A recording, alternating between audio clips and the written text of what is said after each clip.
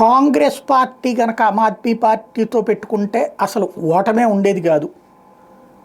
రాజకీయాల్లో 2 రోళ్ళు ఎప్పుడు 22 అవుతాయి, 44 అవుతాయి, 0 అవుతుంది. 2+2 = 22 కూడా అవ్వచ్చు.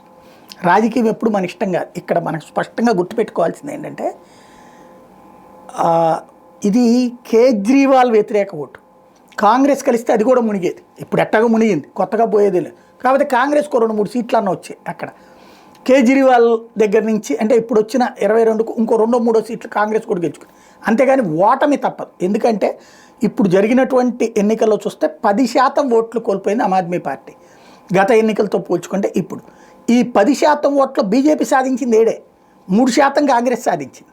ఆ 3% సాధించిందంటే ఎందుకు వెళ్ళింది? కాంగ్రెస్ మీద, కేజ్రీవాల్ మీద వ్యతిరేకులు అతన్ని నమ్మారు, కాంగ్రెస్ను కూడా నమ్మారు. అంటే కేజ్రీవాల్ వద్దు అనుకున్నారు. అదే కాంగ్రెస్ కనుక ఆమ్ ఆద్మీ పార్టీతో పొత్తు పెట్టుకుంటే 3.5-4% ఓట్ల దగ్గరనే నిలబడి ఉండేది. అది కూడా at the same time Aam Aadmi Party 22లోంచి 4-5 సీట్లు ఇళ్ళకొచ్చి అంతే తప్పించి కొత్తగా పోయేదేం లేదు సరిగ్గా అబ్జర్వ్ చేస్తే.